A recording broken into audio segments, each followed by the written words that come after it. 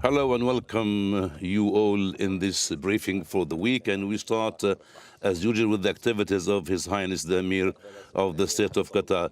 His Highness received last Thursday Mohammed Shehbaz Sharif, the Pakistani Prime Minister. They discussed the situation in the Middle East internationally and regionally, and the developments in the Middle East as well. His Highness expressed his appreciation to the role being played by Pakistan to de-escalate the situation and boost the peace and tranquility and in the region. At Al-Barakat Palace, His Highness discussed last Thursday with his brother Sultan Haytham bin Tariq, the Sultan of Oman, the developments in the region and the current development. On Friday, he attended the inauguration of the Antalya Forum as per the invitation of his brother Tayyip Erdogan, President of Turkey. His Highness received yesterday His Royal Highness Amir Hussein bin Abdullah Thani, the heir apparent of the Jordan, and His Highness expressed the appreciation of the State of Qatar for the role being played by Jordan and the importance of ongoing coordination regarding the development in the region. His Highness received a phone call from the U.S. President. They discussed during the phone call the tension in the region and the security in the shipment maritime and the stability of the energy market. Qatar is a confident partner in supporting the stability of the energy market and Qatar's commitment to fulfill its obligations regarding the partners. His Excellency, the Prime Minister, Foreign Minister, he participated on last Saturday, the meeting, the Ministerial Committee formed by the Arab Summit regarding Gaza within the Antalya also Fifth Forum. His Excellency also met His Excellency Hakan Fidan, the Turkish Foreign Minister, and Abdul Hamid Mohammed Lidbeiba, Prime Minister of the Unity Government in Libya. His Excellency received some phone calls on Sunday and Monday from Badr bin Hamad bin Hamoud al-Busaidi, Omani Foreign Minister, and Sheikh Jarrah al-Ahmad Jabr al-Sabah, Foreign Minister of the State of Kuwait, Tom Pierre Henderson, Foreign Minister of Holland, Leila Fatunin, Foreign Minister in Finland.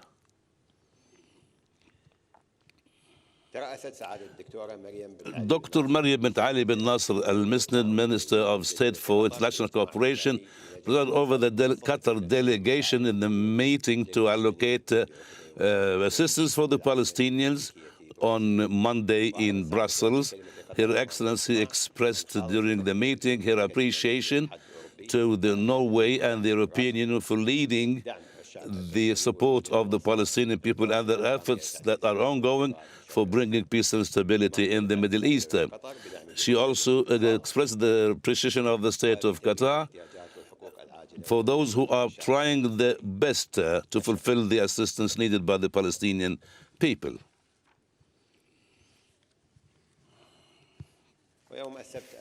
On Saturday, Dr. Mohammed Aziz bin Saleh al-Khalifi, Minister of State at the Foreign Ministry, in a high-level meeting under the title of Emerging Partners for the Sake of the Peace. During the meeting, he said that Qatar is not considering mediation as part of a media show, but Qatar considers mediation as an effective role because the State of Qatar is trying its best to find a role if it will serve the parties to go further towards a political solution.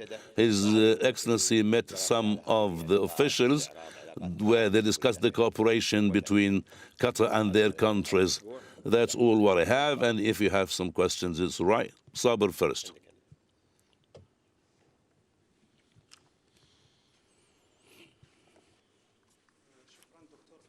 Thank you, Doctor, very much. At the beginning, I want to ask if Qatar is receiving more contacts from Washington regarding the negotiations and the military movement in the region. And has Pakistan asked, frankly, from Qatar to help in facilitating the current talks because Qatar has experience in mediation? And in case the negotiations are not a success, do you have another plan for mediation? And finally, I want to ask about the visit of the president of Syria and what are the matters that will be discussed during the visit. Thank you. Regarding briefing Doha or something like that, I want to assure that we have ongoing contacts with different parties, including the United States, regarding what's going on within the current tension and the current consequences in the region and the mediation rule. Regarding Pakistan, the state of Qatar is supporting fully the efforts of our brothers in Pakistan. We appreciate these efforts. That's why we have ongoing contacts with the Pakistani partner.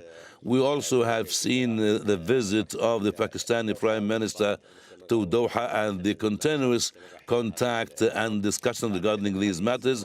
I think this is something clear. We would like to say that we don't want to talk about the failure of the negotiations. The entire world is supporting these negotiations, and they're supporting the brothers in Pakistan to do their role. We are supporting this. Anwar, next question. My question is within the same direction. In case the negotiations are not successful, how can Qatar deal with the scenarios on the future in such a case, in such a situation? Thank you. As I said, we will continue our support to our brothers in Pakistan in their mediation.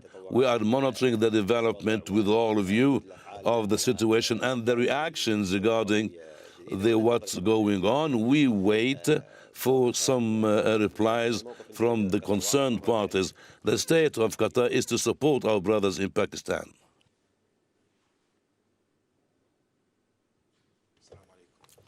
Peace be upon you. Dr. Khalid Talba from the Chinese news agency Xinhua. One question regarding the real participation of the Gulf countries in this truce between Iran and America, or have these Gulf countries been excluded? The second question, how can Qatar achieve that balance, and also the Gulf states, between protecting the international trade, particularly with China, and the requirements of such a protection with the situation in the Strait of Hormuz? Thank you. First of all, regarding what we call the Gulf countries might be excluded, I want to say that all the Gulf countries are on daily contacts with different parties because the crisis is ours. The crisis is ours, and the crisis is the crisis of our region. That's why we have contacts, we have direct contacts, we have direct coordination with different parties in Pakistan and other parties in the region. Regarding your question, I'd like to confirm here that the closure of the Strait of Hormuz in such a way will transfer and we will take this crisis to the international world. And the energy markets and exporting and re-exporting are quite connected with different aspects. Now, the impact of this closure is being felt even at houses, even electricity at houses, even heating systems at houses. So this is quite clear, and it's not the responsibility of one country, it's a general responsibility for the entire world. We need all to work to put an end to this crisis that will lead to the Strait of Hormuz to be open and to be operating as normal. We are in contact with different international parties, and I'd like to confirm that Qatar is committed to the partners in the world who depend on the products of the Qatari energy and the LNG in particular. I'd like to confirm in this regard that we respect our partners, and Qatar has proved throughout the history that Qatar can be trusted very well in this regard. We will continue our talks with our partners in order to reach solution to this matter. This is one of our top priorities, and this is for the sake of Qatar and their partners.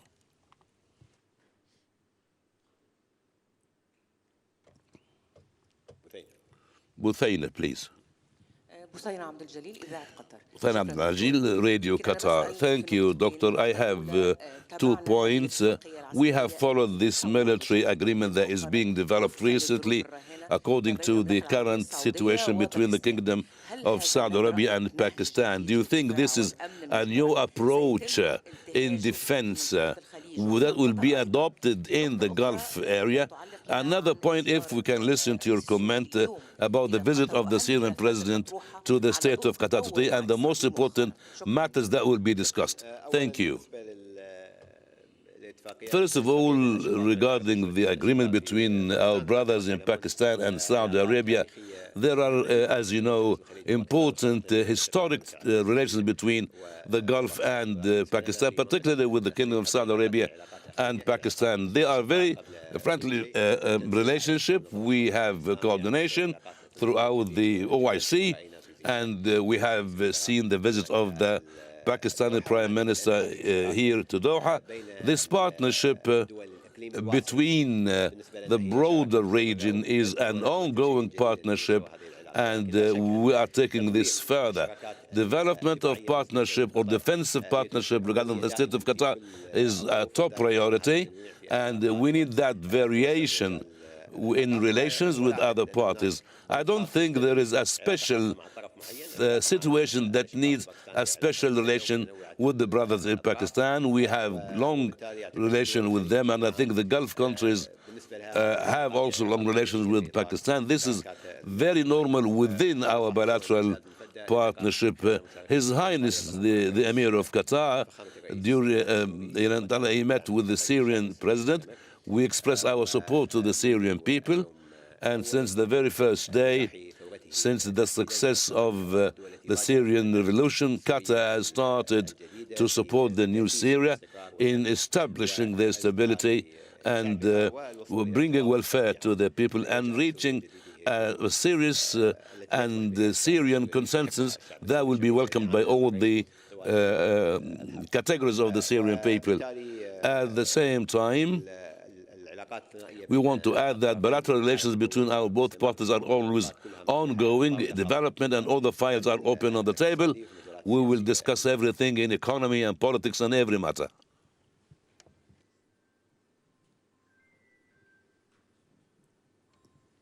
Al Jazeera English. Has Qatar been in contact with the Iranians diplomatically to try and convince them to try and attend these talks in Pakistan? You say that Qatar supports what's happening in Pakistan. And secondly, this ceasefire is set to end in a day or so. Does Qatar have contingencies in place, or is there expectation that this ceasefire will be extended? Thank you. First of all, regarding the contacts with Iran, you have always all seen, of course, the readout of the call between His Excellency the Prime Minister and the Iranian Foreign Minister days ago. This was the last official contact between the two parties, where we have urged the Iranian counterpart to stop attacking this part of the world and focus on finding a peaceful resolution. And as I said, we're supportive of the Pakistani efforts, and we are talking to all the parties in the hopes of these talks succeeding for the benefit of all the peoples in the region and beyond. When it comes to the ceasefire, of course, contingencies are in place when it comes to hard security, but also when it comes to our national defensive posture. As you know, our armed forces did an amazing job in protecting our country and our people and the residents in Qatar during the attacks before the ceasefire, and they remain, of course, ready, and all hands are on deck when it comes to protecting our country against any further attacks. But we are also diplomatically engaging with all parties in the hopes that the diplomatic efforts would lead to a continuation of the ceasefire or an end to hostilities altogether. Of course, our call has always been for an immediate end to this escalation and to a return to the negotiation table. Nandu? Thanks, Dr. Majed. Andrew Mills from Reuters. What is Qatar's understanding about when exactly the current ceasefire period ends? I mean, I think it's quite obvious by the statements that are made by the parties of that ceasefire, not by Qatar, who is not even involved as a mediator. And therefore, I would revert back to the U.S. and to other parties to describe when this is. Our understanding is just as yours, Andrew, in following the media. Asking if, from the American perspective and the Iranian perspective, it's a little bit unclear about exactly when this period ends, and I wonder if Qatar has a time or a date that it's working towards. I don't think it's appropriate for us to make any assumptions. I would leave that back to the U.S. side to answer.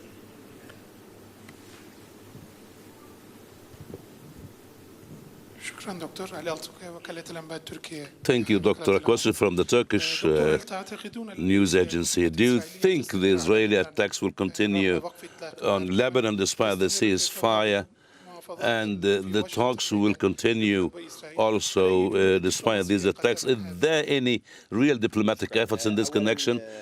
Thank you very much, and let me tell you and confirm the support of the state of Qatar to the unity of Lebanon and the sovereignty of Lebanon, and our condemnation to all violations to the sovereignty of Lebanon and these Israeli attacks that has killed so many Lebanese people and led to the displacement of more than 1 million citizens. We welcome the ceasefire in Lebanon, and we consider this a primary step towards the de-escalation of the conflict that will lead to the full commitment of the ceasefire. These violations of the ceasefire must not being just like this. No, the international community must have a word regarding these violations. Hopefully we will reach a lasting agreement. Everything will be sorted out during negotiations, and the case applies in Lebanon and other places. We support Lebanon very much, and we support our brothers in Lebanon on all domains. Hi, Dr. Majed from AFP. We're seeing, at least publicly, some contradictory statements on whether talks will take place in Islamabad in the coming days. I'm just wondering, with that in mind, how important is it that we see some kind of, from Qatar's perspective, how important is it that we see at least a ceasefire extension come out in the next period? And I have a question about how Qatar views the seriousness with which the two parties have taken these discussions. Is there disquiet in Doha over the fact that we have reached this late period in a 2-week ceasefire with so much ambiguity over what will come next? Thank you. First of all, regarding the importance of a ceasefire, of course, our call has always been for an end to this war that has put all of us at risk here in the region and put international economy and international energy markets in a very dangerous place. And therefore, for us, the call has always been to end this war, to get back to the negotiation table, and to find a diplomatic resolution out of this, and for the attacks on our region to stop. Obviously, if a deal is not reached, Qatar supports the current condition of the ceasefire, and we are aiming to see a continuation of the ceasefire until there is a diplomatic resolution. It is not in anyone's benefit to return to hostilities that would, again, put more pressure on the international economy, but also put the peoples of the region, in all the countries in the region, at risk. Regarding the seriousness of the parties in the talks, I think both parties engaged in the first round of the talks in Islamabad. Yes, we are hearing now contradicting reports in the media. We are following very closely. We are quite concerned, and we're supportive of all the efforts of Pakistan, but I'll leave it at that. يعطيكم العافية. نلتقي الأسبوع القادم إن شاء الله.